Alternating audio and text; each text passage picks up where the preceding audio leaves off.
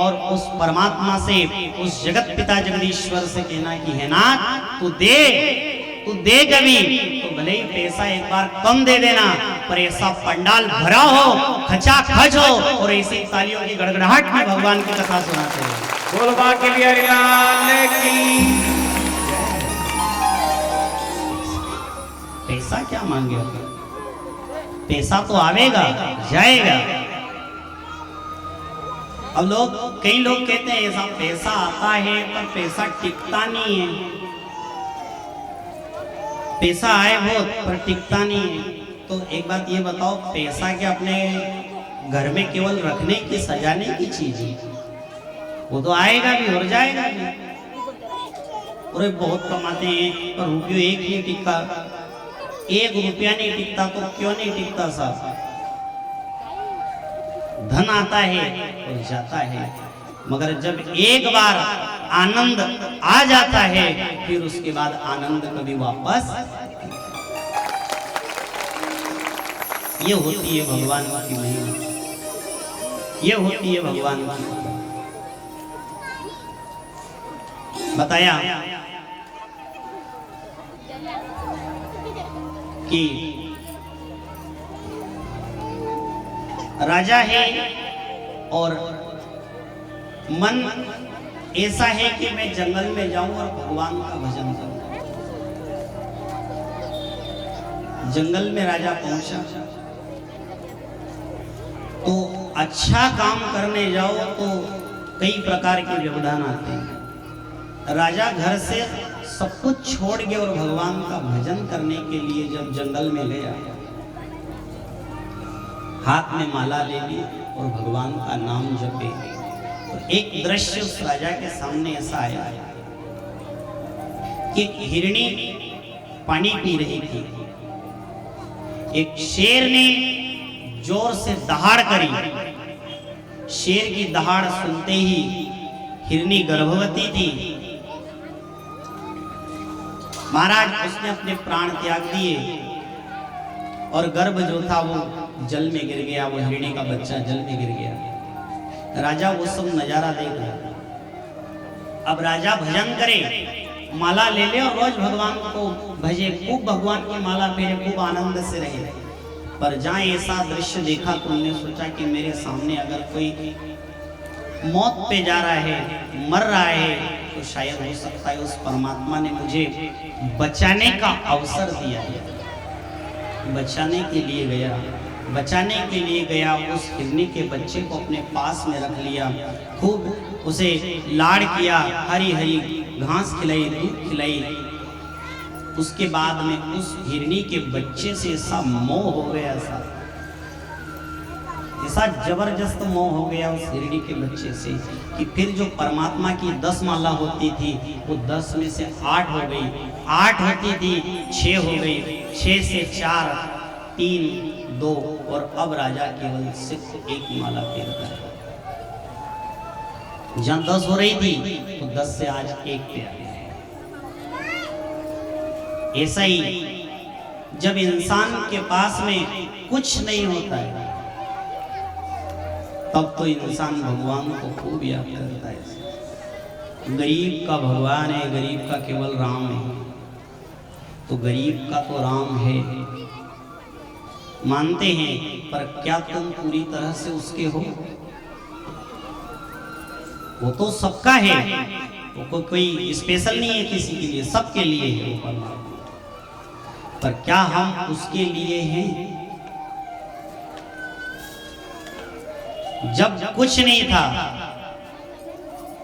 तो भगवान को खूब भजा, खूब याद किया, लेकिन जहाँ थोड़ा सा पद पैसा आया, थोड़ी सी जेब में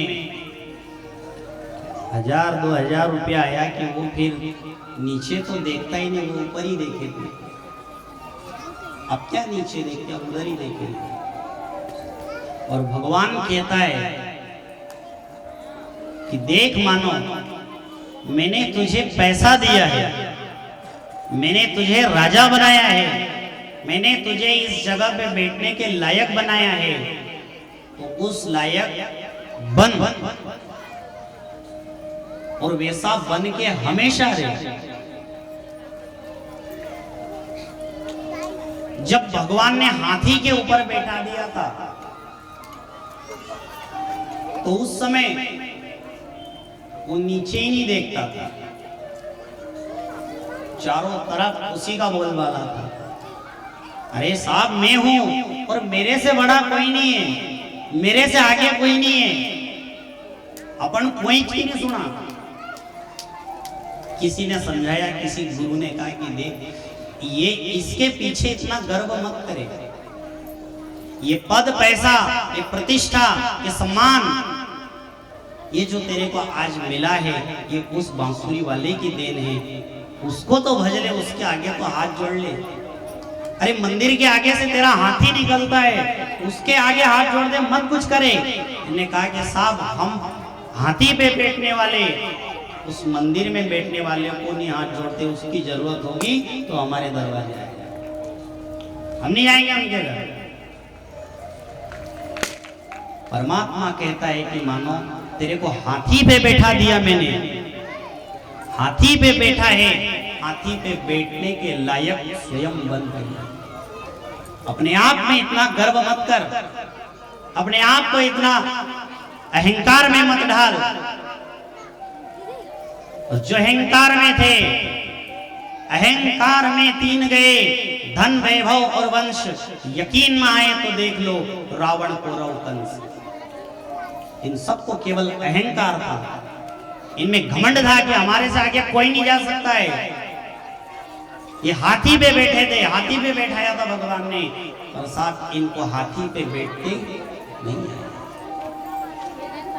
और जब उसी परमात्मा ने हाथी से उतार के जमीन पे पटक दिया, उसके बाद में ऊपर से उठा के नीचे जहां पटका है तो इनकी जो गोदड़ी है वो मंदिर के सामने ही मिलती है।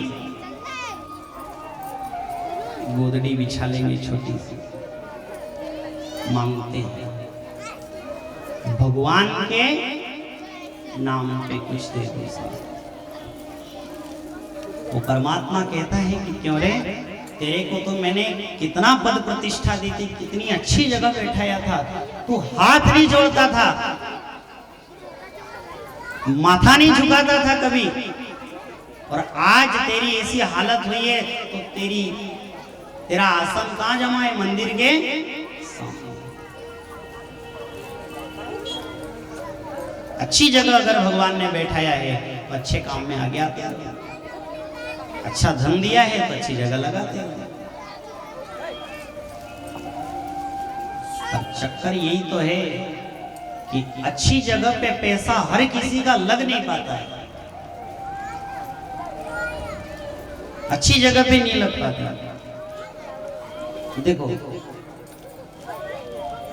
ये बड़े बड़े लोग जो होते हैं ये क्या करते हैं कि इनका खून का सैंपल जाता है लेबोरेटरी में, इनका जो खून निकालते हैं वो डॉक्टर लोग जो भी जानकार होते हैं उनके खून निकालते हैं और इनका खून जाता है लेबोरेटरी में। हर साल इनके खून की जांच होती है कि इनके क्या बीमारी है, क्या दिक्कत आएगी, क्या परेशानी हो रही है। तो हर साल ये सैंपल देते रहते, 6 महीना में, साल भर में इनका सैंपल जाते रहता है। तो वहाँ से लेबोरेटरी से आवाज़ आ जाती है कि भैया इनको ये समस्या है, इनकी ये परेशानी है, इनको कोई रोग नहीं है, इनको कोई तकलीफ नहीं है। जिनको जो रहता है वो बता देते हैं।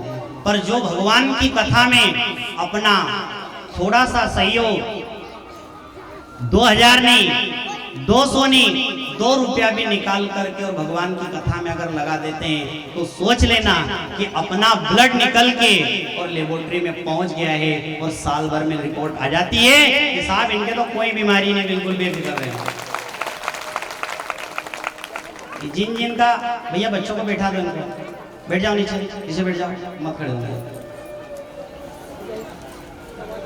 अब जो आगे से रिपोर्ट आती है उनसे कह देते हैं कि साहब आप फिक्र मत करो, आपको तो कोई रोग नहीं है, कोई बीमारी नहीं है, कोई संकट नहीं आएगा आपके ऊपर। और जिनने कभी सिंपल चेक ही नहीं करवाया, पैसा है जरूर पर तिजोरी में सजा के रखा है। जिनका पैसा केवल तिजोरी में पड़ा है वो काम का नहीं है, उसमें से निकल के और भगवान तक अगर पहुंच जाए तो काम का है।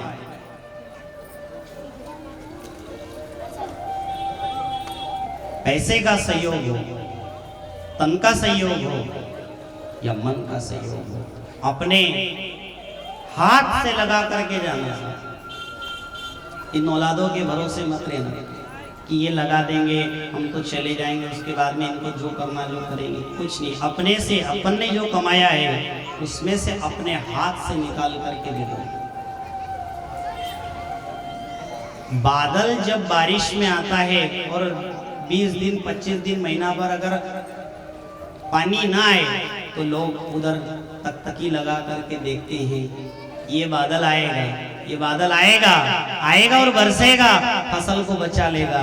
तब वो परमात्मा कहता है कि देखो जैसा बादल भर के आता है, बादल भर के आता है, बादल भर के आता है, जैसा बादल भर के आता है ऐसा तेरे पास भी अटैची भर के आता है। पर क्या कभी तूने भगवान के काम में बरसाया?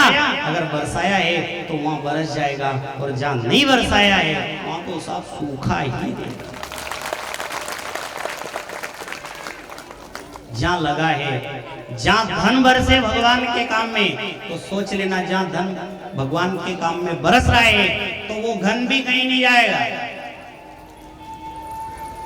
धन अगर भगवान के काम में बरसा है तो वो धन भी कहीं नहीं जाएगा, वो भी कहेगा आ जा, वो आ जाएगा, क्योंकि भगवान के काम में धन बरसाया है।